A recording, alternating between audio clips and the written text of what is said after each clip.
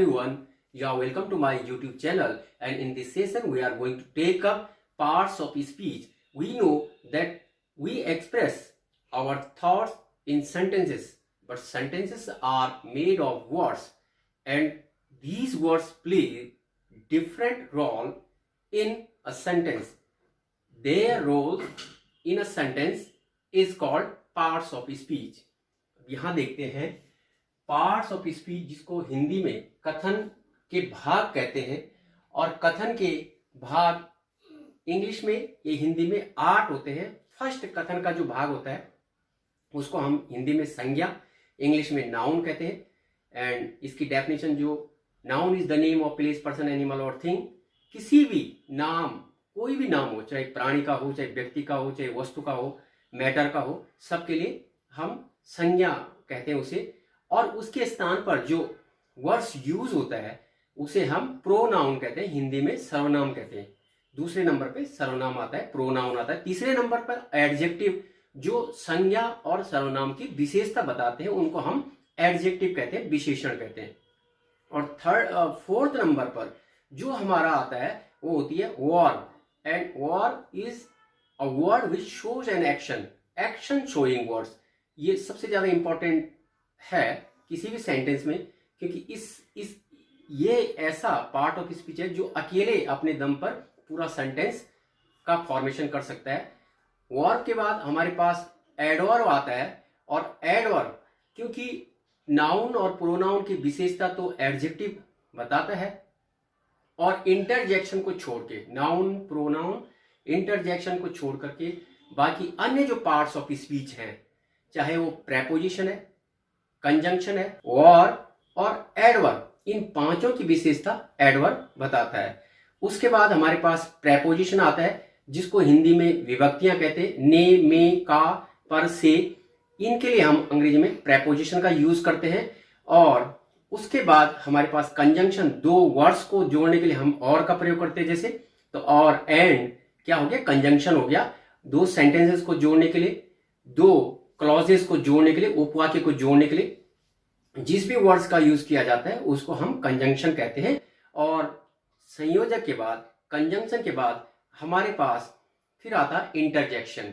Interjection मतलब जो we express our sudden feeling और इमोशन।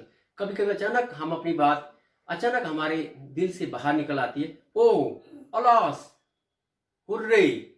तो ये जो एक्सप्रेशन है ये हम किस कैटेगरी में रखते हैं, इंटरजेक्शन में, मतलब इसमें आदि बोधक अव्यय में।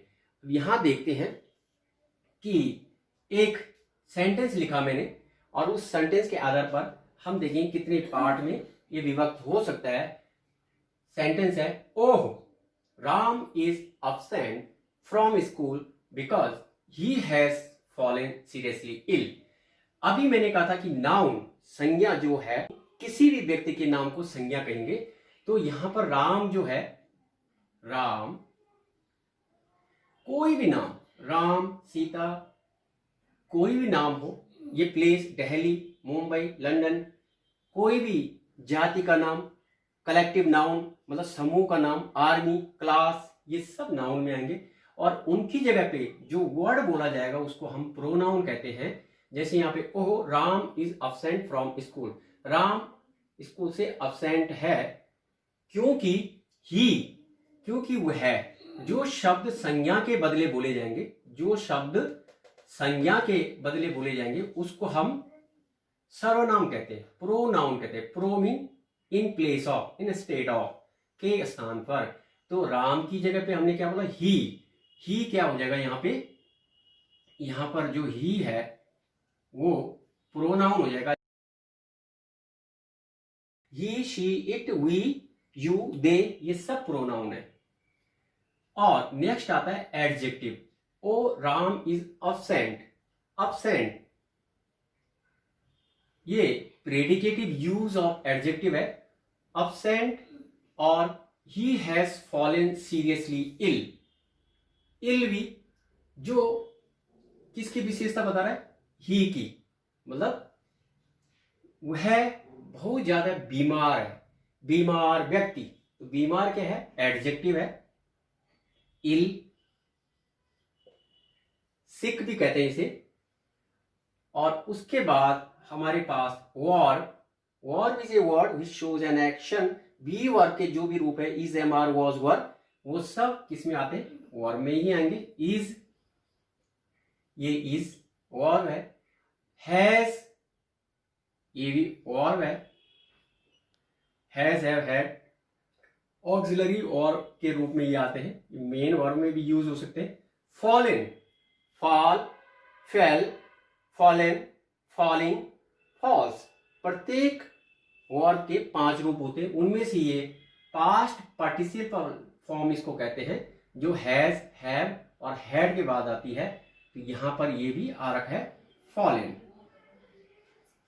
कोई भी वर्ब, गो, वेंट, गॉन, गोइंग, गोज, कुछ भी आ सकती है, वो जो क्या शो करे? एक्शन।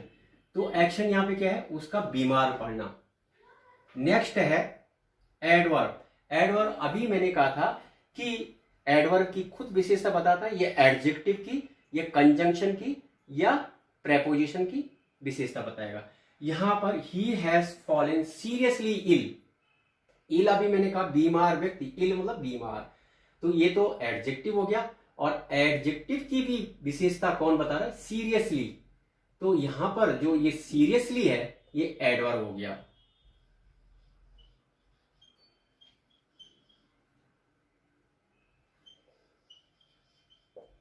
सीरियसली एडवर्ब कब, कहां, कैसे, समझो, क्रिया विशेषण मिल गया वैसे, इस तरह से होता है इसमें। नेक्स्ट है एडवर्ब के बाद प्रेपोजिशन, संबंध, जैसे कर्ता ने कर्म को कर्ण से। तो इस तरह से हिंदी में ने, का, को, में, पर, से, ये सब प्रेपोजिशन इंग्लिश में कहते हैं। और हिंदी में संबंध, संबंध मतलब नाउन और प्रोनाउन से पहले ये आते हैं और ये अन्य पार्ट्स ऑफ स्पीच से उनका संबंध बताते हैं। तो यहां पर क्या आया? राम, ओहो, Ram is absent from school. कहां से? स्कूल से। ये फ्रॉम क्या हो गया? यहां पर प्रेपोजिशन हो गया। From, on, at, into, since, for, up, down, inside, ये सब प्रेपोजिशन है।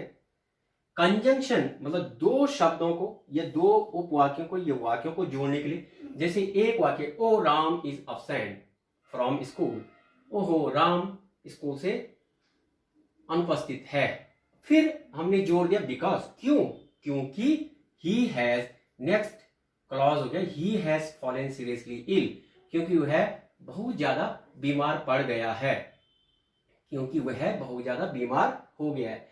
तो जो शब्द दो ये अलग अलग सेंटेंस थे, जब इनको जोड़ देंगे तो क्लॉज बन जाते हैं। दो सेंटेंस को जोड़ने के लिए जो वर्ड हमने यूज किया वो है बिकॉज, और ये बिकॉज लिंकर है, इसको सेंटेंस लिंकर भी कहते हैं, जोड़ने वाला कहते हैं। और इंग्लिश में इसको क्या कहते हैं? दूसरा नाम कंजंक्शन, समुच्चय बोधक। क्या है? बिकॉज। बिकॉज हो गया, सिंस हो गया, ऑल्दो, दो, आइदर, और, नाइदर, नॉर, ये सब कंजंक्शन होते हैं।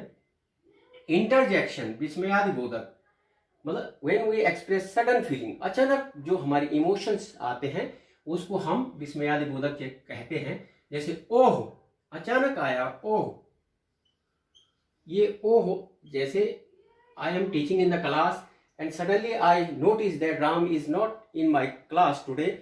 I asked a question, where is Ram?